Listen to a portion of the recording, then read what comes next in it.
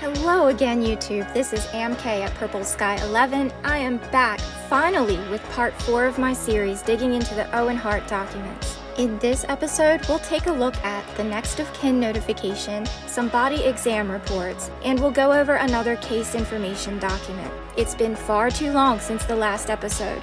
This video was actually recorded before Christmas, I think December 17th or 19th, somewhere around then. So I'm gonna get right into it, but first, if you enjoy the content, don't forget to like, comment, and please share this video with anyone who might be interested. And if you'd like to support the channel, you are welcome to send contributions to the Cash App link that can be found in the description box below.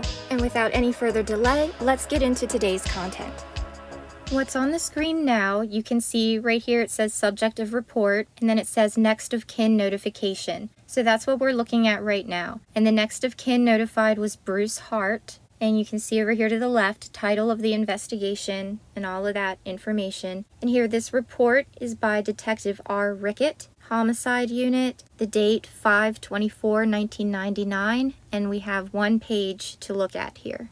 And this says that on 5/24/1999 at 0130 hours, which is 1:30 a.m., the reporting detective, who is Detective Rickett, contacted Bruce Hart, brother of the victim, regarding notifying him of his brother's death. Information was received from Sergeant McGinty of the detention unit that Bruce Hart wanted to talk with a detective regarding the above incident. Bruce Hart gave the reporting detective Owen's personal information. He also stated that Owen's parents are Stu and Helen Hart of Calgary, Canada at, and I redacted the phone number. Bruce Hart stated that he had received information from Vince McMahon of the World Wrestling Federation that Owen had died, and that Vince McMahon had designed, And that Vince McMahon had designed the harness system that Owen was using. Oh my god, is that for real? Vince McMahon designed the harness system? I'm gonna have to look into that. Bruce Hart provided no additional information regarding Owen. He was advised the medical examiner had possession of Owen's body. And then that's all that's on here. Down here you can see the signature of the supervisor, and that was the next of kin notification. So I had to look into whether or not Vince McMahon did actually design the harness, because this little sentence here blew my freaking mind. And well, what I did so far is the quick internet search of searching like who designed Owen Hart's harness, did Vince McMahon design Owen Hart's harness, things like that. Not a lot comes up. I also searched all the websites that I go to find court documents. I did find a few pages of Vince McMahon's deposition during the wrongful death suit that Martha Hart filed. I will be digging through that, so if I find anything more concrete, I will share it with you. Right now, the only thing that I could really find about Vince McMahon having anything to do with the harness is this article from ringsidenews.com, dated May 19th, 2020. So how reliable is this information? You can decide that for yourself. Like I said, I am still looking into this. I'm not just settling with this information because I'm really curious if Vince did indeed have a more involved role in designing the harness. And we also have to take into consideration that statement came from Owen Hart's brother. So it's possible that was an emotionally driven statement of him blaming Vince McMahon for just the stunt. So let's just see what this article says. The ads were crazy in this article, so like I had previously done, I'm just going to use screenshots from this article, but the link, as always, is in the description box below. So this article is titled, Why WWE Changed Owen Hart's Harness to Quick Release. And it says, Owen Hart died tragically at Over the Edge in 1999. By the way, how creepy is it that this happened at an event titled Over the Edge, considering Owen literally stepped over the edge of the catwalk before falling? There were comments alluding to that on one of the other videos, and I was just, what are the odds? But yeah, crazy stuff for sure. But getting back to this article, WWE promised Martha Hart, and that's Owen Hart's widow, that they would have professional riggers from LA present when telling her about the change to her husband's entrance. The plan changed because they would be WWE, wanted a quicker release on Owen's harness. WWE had previously suspended Owen Hart from the ceiling, and there were no issues. The problem was that Vince McMahon thought it looked clumsy. The locking carabiner that was required to safely do the stunt took too long to unhook. And I guess my thoughts for that right there is, wasn't the Blue Blazer's gimmick that he was a clumsy superhero? So couldn't the clumsiness of him disengaging from the harness just be incorporated into Owen's act as the clumsy superhero? Why not go that route? Why decide to forego safety? It just doesn't make sense to me. These aren't good decisions for a multi-million-dollar corporation to be making. Where were people telling Vince McMahon, look, this is not a good idea? That being said, I guess if you're somebody like Vince McMahon, when the little guy tells you, hey, think twice, you just kind of flick him away to the side, I guess. I don't know. Martha Hart revealed that WWE wanted a, quote, quick release, so Owen could unsnap and be ready to go. Sadly, that quick release they used was meant for sailboats.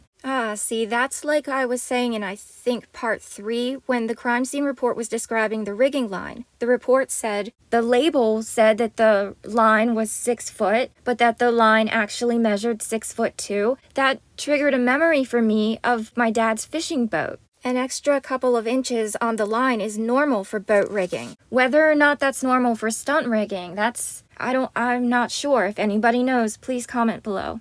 This goes on to say it was also designed to give that quick release with about 5 pounds of pressure. So the spring hook, let me pull up that picture again that I used in the other video. So this snap shackle here, when this cord was pulled, that would slide this pin this way, which would release this part right here from the snap shackle. And then here's the spring-loaded part of the snap shackle. So when this part is released, the weight that's attached here, because these two pieces would have been attached, this piece right here on this hinge would pull downward this way. And what that statement is saying is that this quick release part right here, the hinge would drop with as little as 5 pound weight. So, I mean, clearly they should have had some other safety protocol in place, and they didn't. That's a major fail. And this article also says the rigger's final instructions to Owen Hart was, quote, as long as you don't pull this cord, you'll be okay, end quote. It says Owen never pulled the cord and he wasn't okay. Well, I'm not sure. There's still some ongoing questioning in my head whether or not Owen accidentally pulled that cord, knowingly or not. You know, whether he grabbed at the cord to steady himself and just grabbed at a cord without thinking, or whether he was fidgeting with his cape and the cord got in the way and was pulled without him even realizing he was pulling a cord. I don't know. The only one who knows for sure is Owen Hart, and maybe he didn't even know what happened. Actually, I should say the only one who knows is Owen Hart and anyone else on the catwalk who may have possibly had a hand in this accident, whether intentionally or not. But as far as my opinion, I'm still back and forth on that, whether Owen is the one who pulled it or whether it malfunctioned. And probably before I make up my mind, I'll be flip-flopping back and forth, but I'll be making up my mind the more I dig through this. But anyway, like I said, with just a quick internet search, kind of changing around words and just randomly throwing in words in the search engine for a long time, like not just really quick. I spent a lot of time doing this kind of searches for just random stuff. You'd be surprised what you can find when you just search that way. But as far as Vince McMahon having anything to do with designing the harness, the only thing I could really find so far, again, just on internet website articles, is that Vince thought it looked clumsy. And it sounds like Vince was the one who gave the order that it needed to be replaced with the quick release snap shackle. And that's as far as I know for right now. Like I said, I did find some pages of a deposition, and I will be looking into that over the holiday, but that's all I know for right now. So now the next report we have to look at today, you can see the subject of report is the body exam, and the title of investigation still with the Owen Hart files. And this report is written by Detective Mike Luster. And Detective Luster is with the homicide unit. And that the date is 5/24/1999. And there's one page to this report. And it's saying here that this is in reference to the event that occurred on 5/23/1999 at Kemper Arena. And the purpose of this body exam report, this report was written because this detective Mike Luster, he was the witness to the autopsy. So as the medical examiner was performing the autopsy on Owen Hart, Detective Mike Luster was there to witness that taking place. And so now this is his report. And this says on 5/24/1999, at about 1230 hours, and that would be 12:30 p.m., the reporting detective, and again, the reporting detective is Mike Luster. So he and Detective Eric Dillenkoffer responded to the Jackson County Medical Examiner's Office regarding the above captioned case. And that, of course, would be the case of Owen Hart. Upon arrival, the victim was observed laying supine on a metal gurney on top of a white plastic shroud. And supine just means he was laying on his back, face up. The victim was observed to be nude and was observed to be a white male with blonde hair. Lividity appeared to be present on the back of the neck and along the back, buttocks, and the back of the calves. And lividity is the dark blue discoloration that's observable on the body, and it's caused by an accumulation of blood in those parts of the body. This says a small laceration and contusion was observed on the left outside bicep area, and the upper arm was observed to be disfigured and appeared to be broken. A large laceration was observed on the left lower arm, below the elbow. The reporting detective also observed the rigging apparatus, which consisted of the harness, black ropes, and cable. The reporting detective also observed Owen's clothing, which consisted of a blue costume and blue and white leather-type boots. All the items had been packed in paper bags, which were sealed prior to opening. Dr. Young performed the autopsy. Crime scene technician Boyd and Thompson responded for processing and evidence collection. And then there you can see the signature of the supervisor, and that is the end of the body exam report.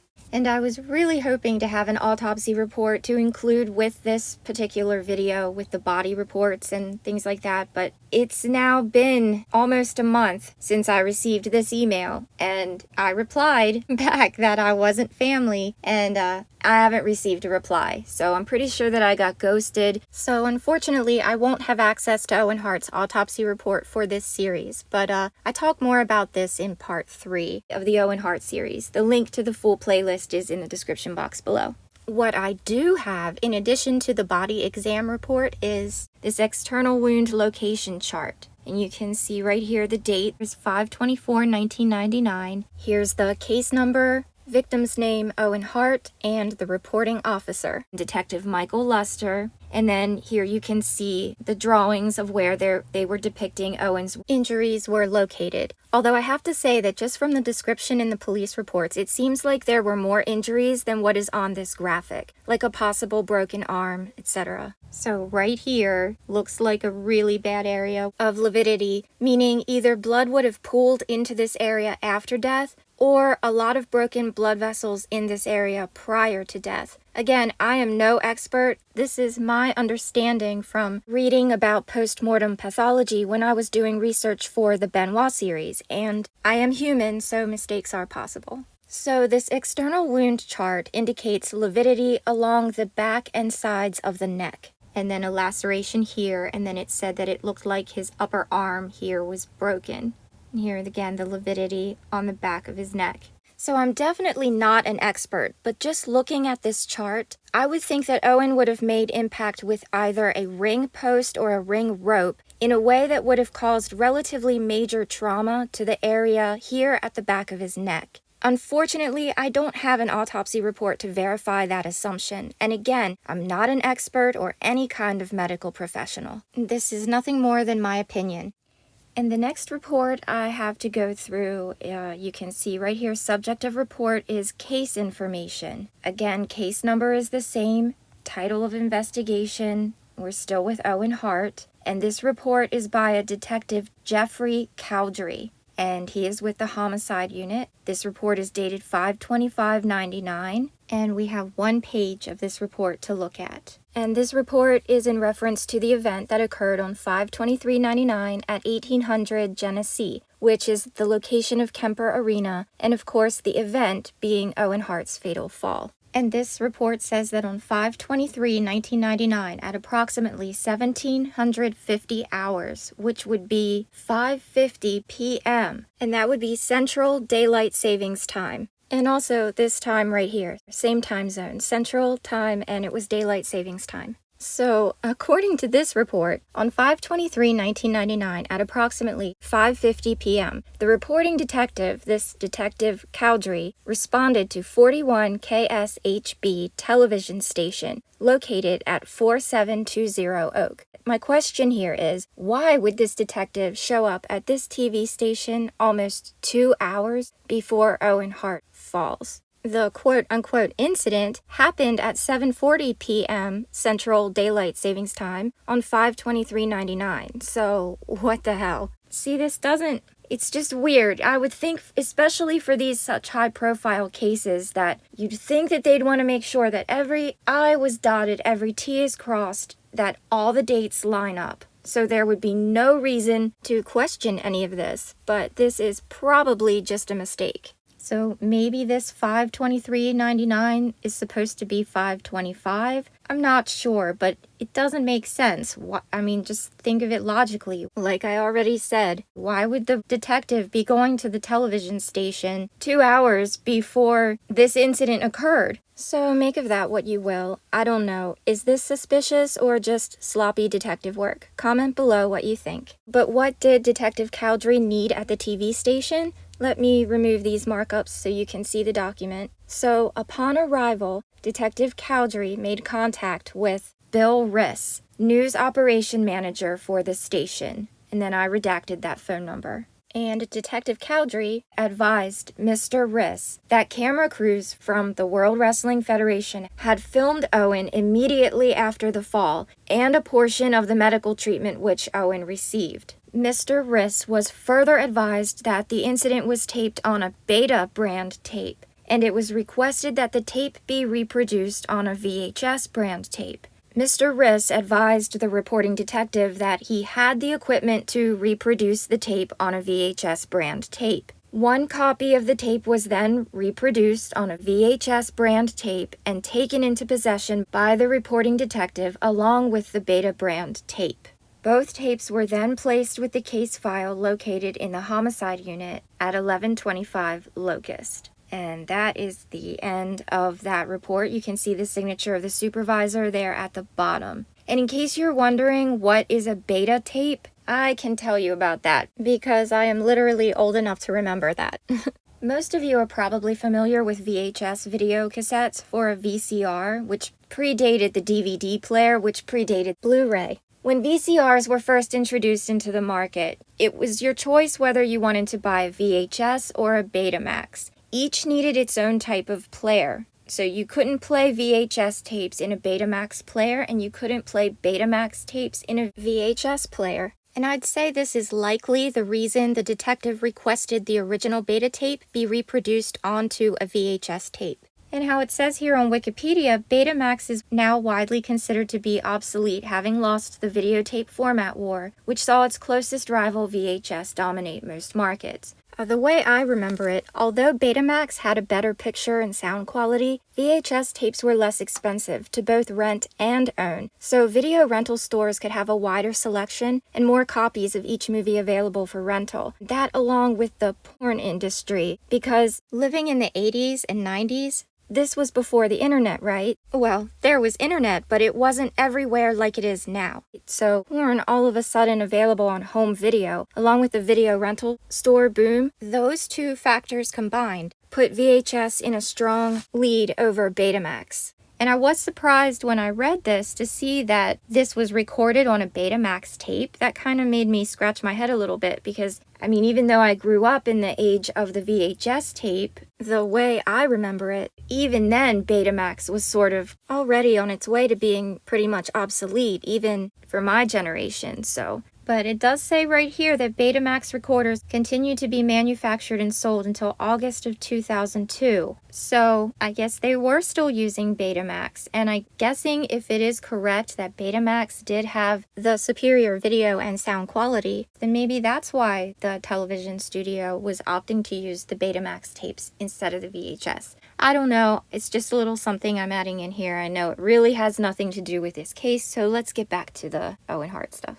And an update about those missing pages in the crime scene report. I did send an email to Sergeant Jake Bakina with the Media Relations Unit at Kansas City, Missouri Police Department, asking him about these missing pages. Here on the screen, you can see the email that I sent. I say, "Hello again, sorry to bother you, just have a question about the documents. On what is page 63 of the PDF file, there is a note that says 2 pages of the report were missing when the remainder of the report was scanned on 6/29/99. And then I say that I'm attaching a screenshot for quick reference. I'm wondering if those pages have since been located, or if there is any record of what those missing pages might have been. I'm also curious if it's unusual for pages to be missing from an investigative report such as this." Then I end by saying, "I'm not looking for a conspiracy. I'm genuinely interested in the missing information. Any info you could find would be helpful and greatly appreciated."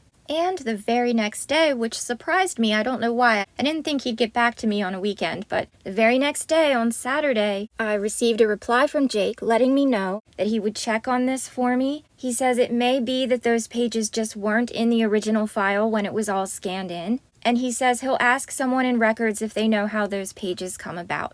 And by the time I checked my email on Monday morning, Sergeant Bakina had sent me this email to let me know that he had confirmed with the records unit that this is a filler page that they put in when they scan in the case file prior to disposing of the actual pages.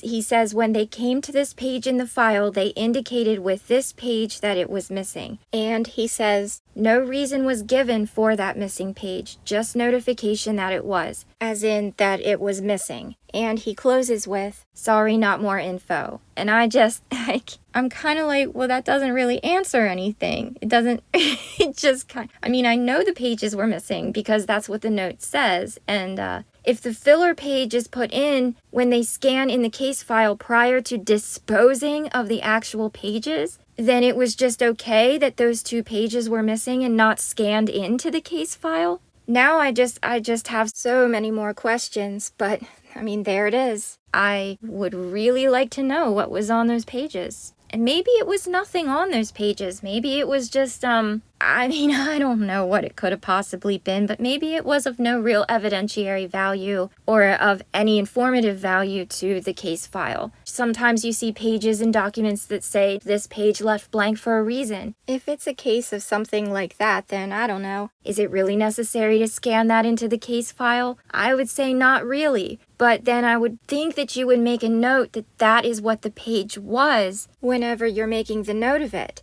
and before you dispose of the actual pages, instead of just writing that pages are missing. But that's just me, and I'm not saying that's what happened here. I'm just trying to imagine scenarios where something like this could make sense. But if I'm understanding Officer Bakina correctly, he's saying that these pages were missing from the original file when the documents were scanned, and it sounds like whoever scanned the pages just made a note that the pages were missing. I would think that would be a big deal given the high-profile nature of this case. Missing pages automatically make my conspiracy sense tingle. I can't help it. Some of you might be wondering what's wrong with my thinking, and I can tell you exactly what it is. I have a little bit of OCD about things like this because time and time again, I find that shady things happen, and then somehow evidence of those shady things end up misplaced. Is there a conspiracy here? I don't know. All I know is I think it's strange. I'll leave it at that for now, but I will have more on this to come. If anyone watching has any questions for Jake, please leave them in the comment section. I'll forward them via email, and if and when I get answers for you, I will let you know, either in reply to your comment or maybe in a video, maybe both. I'm not sure yet, but just in case, if you'd rather I not include a screenshot of your question in a video, please be sure to let me know this in your comment.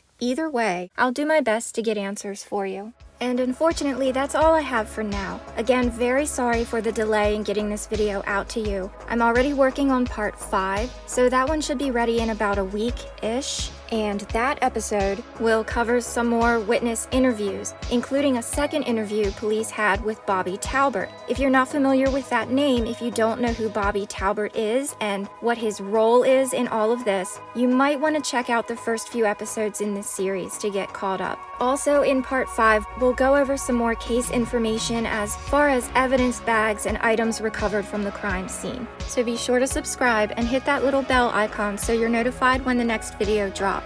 Also, don't forget you can support the channel at the Cash App link in the description box. And while you're down there, don't forget to like, comment, and share. This has been AmKay at Purple Sky 11. Thank you for watching, and as always, I hope you have a great day. Bye!